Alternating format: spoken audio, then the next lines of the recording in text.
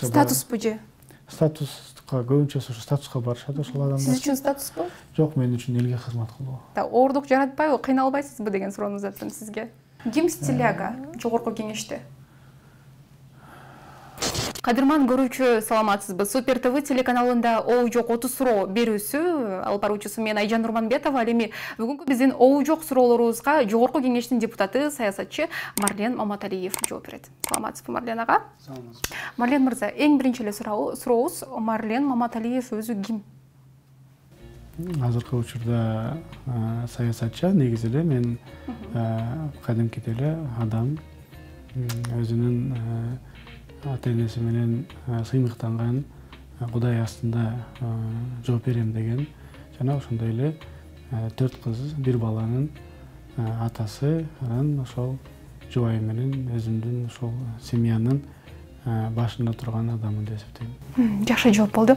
Колуңуздагы саатыңыз 26.000 АКШ доллары экенин билебиз, бир кезде аябай талкуу дагы болгон да. Анан бул саатты колуңузга көтөрүп жүрүү оордук жаратпайбы, кыйналбайсызбы?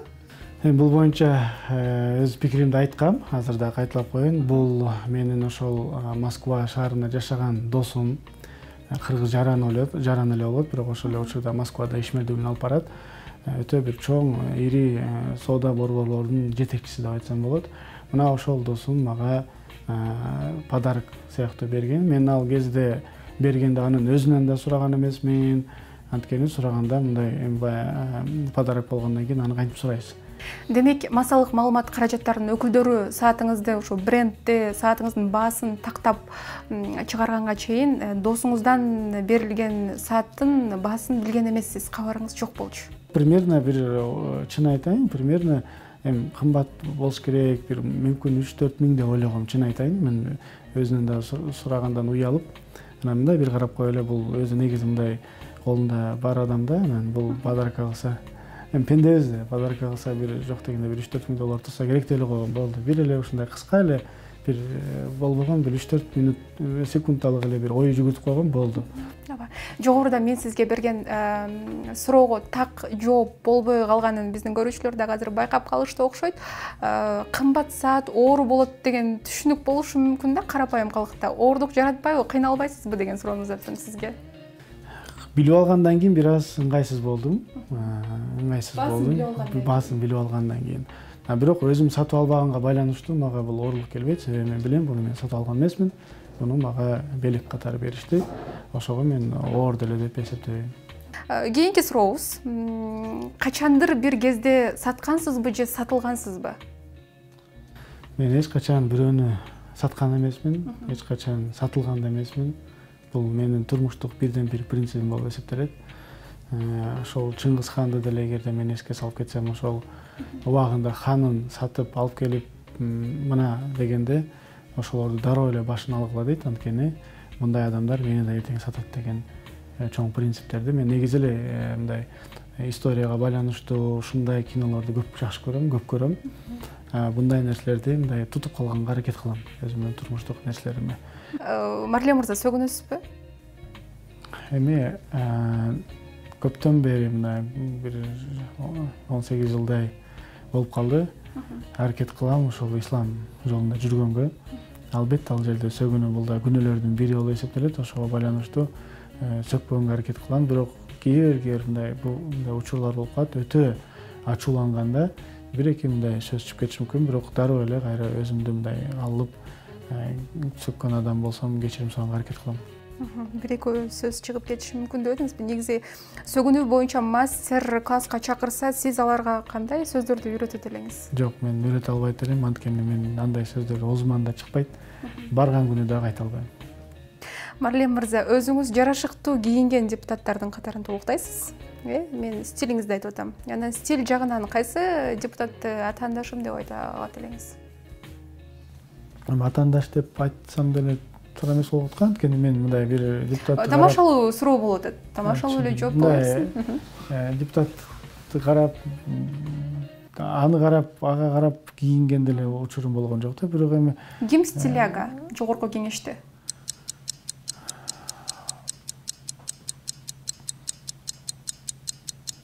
оюңузга биринчи келген эле депутатты айтат окшойсуз азыр. Жок, мен азыр ойлонуп атам, мындай реалдуу түрдө ошол жерде аракет кылып, мындай стильный кийинем деп жүргөндөрдү эсте албай атпайм. Кимдер бар эле бизде.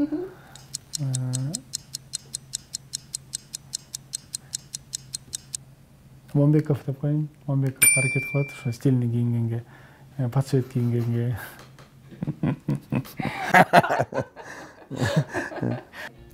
Эң кымбат жана эң арзан кийимиңиз канча турат? Канчаны чапчыйт? Неме кымбаты бир 15 000 тегерегинде болушу мүмкүн костюмдар. Арзаны эми шымдарым бар, 1000 сомдон болгон шымдарым бар. 500 сомдон футболкаларым бар. Ал жашырып, мага жакканын мен ала берем. Мен андан атайын брендтин артынан издебейм, чуркабайм. Мырзалар адатта чач тарачын алмаштырбайт, сизчи? Мен да ушул канча бир 25 жылдан ашып калды окшойт, алмаштырган жокмун. Ошол бойдон Замир деген бир инибиз бар, ошол бала менен уже көптөн бери жүрөм. Бизде чолка деп коет го, кыздарда чолка деп коет, көкүл, сизде дагы көкүл бар экен. Азыркы көкүлүңүз өзүңүзгө жарашып турат деп ойлойсузбу?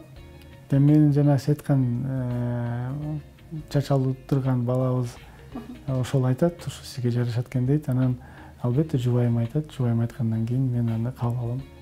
Сонун жооп. Мыкты жооп болду. Биринчи байпакты кийесизби же шымды кийесизби? Биринчи оң жактан баштап, анан байпактан, анан шымды кийем. Биринчи байпакты кийесиз, анан шымды кийесиз. Марлен мырза, вискиби же коньякпы? Мен такыр ичпейм, суу деп айтат. Алкоголдук ичимдикти ичип көргөн эмессиз? Ичип көргөм мурда, бирок азыр такыр ичпейм. Көптөн бери, көп жыл болду. Такыр алардын айырмасын билбейм. Канча жашыңызда курсак байлайын деп атасыз? Деп кесиптештериңиздин көпчүлүгүндө курсак бар. Мен эми аракет кылам курсак чыгарбаганга, чын айтайын. Мен ойлойм бир ишмердүүлүгүм бүтүрүп бир 60тан өткөндө гана мүмкүн ошондо гана өзүмдү мындай таштап коем деп ойлойм. Ага чейин алып жүргөнгө аракет кылам. Биринчи көрүшкөн адамдын эмнесине көңүл бурасыз? Сырткы келбетине, кийим кечесине, көтөргөн телефону же колундагы саатына? Көзүнө. Көз карашына деген да вариант бар болчу, көз карашына. Көзүнө карайсыз. Сонун. Сексуалдуулук деген сөздү ар ким өзүнүн түшүнүгүнө жараша ар кандай кабыл алат да. Сизче сексуалдуулук бул эмне? Бул эми жакшы кийинген, өзүн жакшы алып жүргөн, жана ошондой эле мындай таза болуп жүргөн катары эле мындай приятный деп койсом болот. Жагымдуу. Жагымдуу гана кабыл алам. Сексуалдуулук бул жагымдуулук. Сенин кайсыл айым сексуалдуу? Депутаттардан Айсулууну айтып кетсек болот, белгилеп. Мамашева Айсулууну. Эжелерибизден Махабат эжени айтып кетсек болот. Сүйүүнү акча менен сатып алса болот деген түшүнүктө жашагандар дагы бар да. Анан акча менен сатылынып алынган сүйүү ал кандай сүйүү болуп калат ошондо? Мен ойлойм бул сүйүү эмес. Бул болгону интерес деп койсом болот. Ошол интерес менен гана жашаган же кандайдыр бир өзүнүн максатын койгон, целди койгон эле бир адамдардын убактылуу гана келишими деп айтсам болот да. Жаныңызды ким көп кашайтат? Кесиптештерби, депутаттарбы же жубайыңызбы? Эми көбүнчөсү кесиптештер деп айтсам туура болот. Кесиптештер деп айтсам туура болот. Депутаттар, башка мамлекеттик органда иштеген ишкерлер, бир топ ушу бюрократия кылган адамдар, мына ошолор мени аябай көп кейтет да. Канчалаган бир жакшы мыйзамды жазасыз десеңиз, болбогон бир бюрократиянын негизинде документин кетпейт, же алдыга жылбайт, же жакшы бир мамлекетке кызмат кылып берейин десең да болбойт. Мен сизге бир эле мисал айтып берейин. Мен ушул Бишкекке жакшы мындай современный жакшы остановкаларды куруп берейин дедим. Бир тыйын бюджеттен кетпейт механизм таап бердим. Рекламодательдердин аркылуу эле, анан ошо ичинде банкоматтар турат, ошолор аркылуу эле жакшынакай остановкаларды куруп, ошол жерде элибиз жана кышында тоңбой, же болбосо жайында ысыкта турбай, мындай салкын бир жакшы имараттын ичинде жанагындай туристтер келсе биз дааратканабыз жок керек болсо, мына ошолору менен жакшынакай кылып коюп коелу. деп жакшы идея менен кирсек, мына ошону дагы кызганып, ушул идея ушуга кетип калат экен, бизге эмес. Бул ушунун артынан бир элге таанымал болуп калат экен, же болбосо дагы бир башка нерселер менен эле мына ушуну кылдыртпай койду да. Мына ушуга окшогон адамдар аябай айтканда жанагындай кыжырын келтирет айтсам болот да. Кайсы бир түрк атактууну уурдап, Орхан Инандыны ошого алмаштыралы дегениңиз аябай талкуу болгон алдагы. Жакында эле Хюрем Султандын ролун ойногон Мерием Узерли келип кетти. Анан уурдап калуу ою болгон жокпу? Эми ал боюнча шайлоо кызуу жүрүп аткан учур болчу. Мен эми кечирим сурайм, ошол оозуман ушундай сөздөр чыгып кетти. Анткени кызуу учур болуп атканда мен ушул түрк лицейинде да окуп калгам да, менин классташтарым чалып, бар эле бир ооз айтып койбойсуңбу сен деле, эми ушул чогуу түрк лицейде окудук эле, сен бизди колдобойт экенсиң, бир ооз айтып койчу, эми кинодогудай эле болуп кетти го бул жагы деп айткан сөзү менин кулагымда калып калыптыр дагы, жана чарчап отурган учурумда эстеп кетип, балдар айтты эле, суранды эле деп анан мен ошол жерде айта койгом. Бир аз сарказм кылып айттым эле, бирок аны дагы аябай катуу мындай хайп кыла беришти. Мен бун боюнча атайын Турцияга учуп барып, керек болсо мындай ошол хайпка дальше прикол катары айландырып барып бир жанагы унутуп атам, бир ошол дагы бир актер бар экен, эркек актер, белгилүү бир актер бар экен. Керек болсо ошо менен алдын ала сүйлөшүүлөр да болгон. Ошону мындай оюн катары эле мындай алып келейин дегем. Алып келип, мындай айтканда, заказ кылдыңар эле го, мына уурдап келдим деп бир кылайын деп, анан кийин кой деп койдум. Мен бул ошол бойдон унутулсун, ошол бойдон калып калсын, эми ошол бойдон жоголсун деп эле ошол бойдон унутуп калгам. Ал оюңуздардан кайткан экенсиздер билем. Кыргыз-тажик чек ара жаңжалында депутаттардын катарында сиз дагы Баткенге жөнөгөнсүз. Анан эмне болуп кетерин билген жокмун, ошон үчүн үй бүлөм менен, кыздарым менен, бала чакам менен коштошуп, куралымды колго алып жөнөдүм деп айткан элеңиз да. Анан негизи эле мындай өзүңүздүн өмүрүңүздү тобокелге салган окуя биринчи жолу болдубу, же болбосо болуп турабы пат-паттан? Ковид учурунда болгон. Эсиңизге салып кетсем, ошол учурларда биз баардыгыбыз билбейт элек, коркуп, үйдөн чыкпай, чыгып калса, жугуп калса, мен дагы өлүп калат экенмин деген коркунуч чоң турган. Мен ошондо командамды чакырып, чогултуп, балдар, мен билбейм, бул жаңы оор келатат.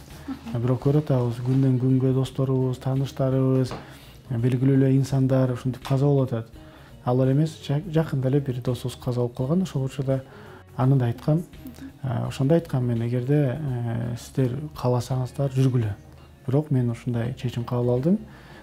Ушундай маалда биз элге жардам беришибиз керек деп, биз ыктыярчылар тобун түзүп, машиналар жетишпей атканда, жанагындай скорый помощьта жетишпей атканда биз өзүбүздүн машиналарыбыз менен, улаарыбыз менен чыгып, ошол жерден башкаларды дагы колдон келишинче кимдин мынасы болсо ошолорду камсыз кылып, бензин менен, башка тамак аш менен, айтор ошол элибизди больницаларга жеткизип аттык, же болбосо ошол врачтар бара албай аткан жерлерге биз жеткизип аттык, алып барып аттык.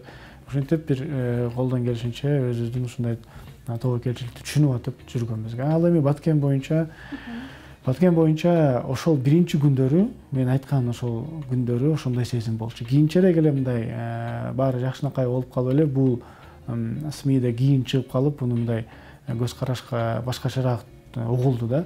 Пиар хайп болуп кетти окшойт, Ал эми ошол күнү, ошол моментте, ошол саатта ал деле ошондой болду. Анткени мен билген жокмун, кандай болот, эмне болот. Мен реалдуу түрдө үйүмдө куралым бар эле, баягы охотничий деп коет. Ошону алып алып, эми бул жагы кандай болот экен мен билбейм деп, машинеге балдарды салып, өзүмдүн машинелерим, спортсмен балдарды, аларды силер алдыга айдай бергиле, мен эртең менен учуп барам деп жөнөгөн болчумун да. Түнү, ошол күнү түнү атайын ушул самолет бар экен деп, депутаттардан ким барат дегенде, мен чын айтайын, ошол жерде бир топ депутаттар мындай баргысы келбей, биз барабыз десек бизди сындап тургандар да болду да. Кийин карасам, алар дагы өздөрү барып калышыптыр 2-3 күндөн кийин. Бирок биринчи күнү ошондой кыйын учурларда болгон эле ошол 3-4 депутат эле, по-моему, ошол кеттик деп кеткенбиз. Бул дагы мен ойлойм, бул кандайдыр бир пиар үчүн, же болбосо бир кандайдыр хайп үчүн эмес, жүрөгүңдө ошо мекенчилик сезим бар, патриоттук сезим бар. Мен негизи эле ошондой баламын, мындай элим үчүн, жерим үчүн деп жүрөм. бүгүн деле эртең деле мен буга даярмын, ар дайым даярмын. Өзүмдүн керек болсо жанымды берүүгө даярмын. Жакшы жооп болду. Бирок ошол учурда коомчулук сиздин куралымды колго алып, үй бүлө менен коштошуп кеттим деген сөзүңүздү хайп кылып, бир талкуулаганда кычырыңызды келтирдиби? Эми албетте, анткени сиз үйдөн чындап эле ошентип чыгып, айтып атам го, бул биринчи күн болчу, СМИге чыккан, бул кийинки күндөр эле чыкты. Анан мен ал жөнүндө интервью берген эмесмин. Ал болгону телефондон сурап калды. Сураганда мен бир жиним келип, мындай катуураак айтканмын да. Мен керек болсо ушинтип коштошуп чыктым, силер эмнени айтып атасыңар деп. Ошол билбейм кайсыл СМИ менен байланышты сизге кабарчы байланышканда ушундай бир пиар менен бардыңарбы дегенде, сүрөткө түшкөнү бардыңарбы дегенде бир катуураак мага тийип алганда мен катуураак жооп бергем. Каяктагы кайып, каяктагы сүрөткө түшүү мен керек болсо ушинтип чыгып кеткем деп эле айткам. Анан аны алып барып тияка жазып ушундай чыгарат экенин деле билбей, байкабай деле калдым да. Кийин албетте сиз айткандай окугандан кийин бир топ жүрөгүңүз ооруйт, анткени мен көп эле мындай жумуштарды мындай эл үчүн аракет кылам да. Анан кээ бирде ушуну тескери кабыл алганда албетте ичиңен мындай жаман болуп каласың. Бирок мен ойлойм, Кудай турат. Кудай мен үчүн биринчи кезекте Кудай үчүн кылыш керек, анан өзү Кудай берет деп ойлойм. Социалдык тармакта күнүгө канча убакыт коротосуз? Анан хейтерлерге, хейт комментарийлерге иммунитетиңиз жакшы элеби? Эми аларды кээ бирде негизи эле мен өзүм мындай горячий деп коет го, характерим бар. Кээ бирде мындай ачууга алдындырып алам. Алдырып бир-эки урушуп койгон жерлерим болот. Акыркы убактарда ушу көңүл бурбаганга аракет кылам. Анткени бул өтө чоң күнөөлөрдүн бирине кирет.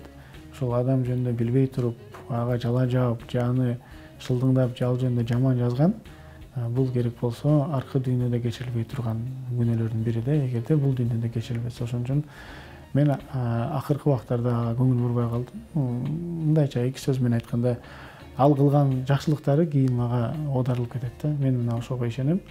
Ошондуктан акыркы убактарда көңүл бурбай калдым. Депутаттарда акча көп деген түшүнүк эмнеден улам чыккан? Эми анткени депутаттын эле болушу өзү негизи өтө татаал процедуралардын бири. Эгерде 90-жылдары бул мындай реалдуу түрдө элге белгилүү адамдар гана өтүп, акчасы жок, бирок элдин кызматын кылган, элдин үнүн угузган, же болбосо ар дайым элдин мындайча айтканда наказдарын аткарган гана адамдар, белгилүү адамдар гана депутат болуп келе алса, кийинчерээк бул процедура бузулуп, тилекке каршы жалаң гана акчалуулар келгенге мындай жол түзүлүп калган да. Ошого байланыштуу депутаттардын дээрлик көпчүлүгү ушу акчалуу адамдар болуп калган. Бир базарлардын ээлери жана башка бир бизнес структуралардын ээлери болуп калганга байланыштуу ушундай аң сезим сезилип калган да. Бардыгы эле ойлойт, ушул депутат болсо эле ошол жерде байлык бар экен, же ошол жерден бир байып кетесиң деп. Ал жерде байый турган деле айлык жок, ал жерде же байый турган деле бир башка нерсе жок. Бирок коррупция бар. Статуспу же? Статуска көбүнчөсү ушу статуска барышат ошол адамдар. Сиз үчүн статуспу? Жок, мен үчүн элге кызмат кылуу. Мен эгерде мен статус үчүн барсам, мен тескерисинче барып, канчалаган акчаны тескерисинче элиме коротпойт болчумун. Мен көбүнчөсү ошого барганда ошол эл үчүн, мамлекет үчүн деп иштеп жүрөм. Ал эми коррупция жок деп айта албайм, ал жерде коррупция бар. Бир топ мыйзамдарды мен мисалы коррупцияга каршы мыйзамдар жазганда, айрым депутаттардын ушундай куйругуна басып алып, алардын бизнесине тоскоолдук кылып калган моменттер болуп аткан. Мына ошолор карама каршы чыккан учурлар да болгон да. Кыргызстанда негизи ким бат байыйт? Саясатчыбы же бизнесменби? Эми өзү негизи адал жолу менен бизнесмен байыйт, адал эмес жолу менен саясатчы байыйт айтсам болот да. Марлен мырза, кайсы даараткана сиздин эсиңизде калган жана ал кайсыл жерде эле? Ушул бизде негизи эле даараткана проблемасы өтө чоң деп эсептейм. Кайсыл бир турист келбесин, биз бир жакка чыгарсак эле ошол даараткананын жоктугунан же ошол жакта болгон даараткананы мындай уялабыз да. Мен дагы ушул Соңкөлгө бир жолу барганда, алыскы 2010-жылдары барган болушум керек. Ошол жылдары барганда аябай ошол көңүлүмө алып калган бир дааратканалар болчу.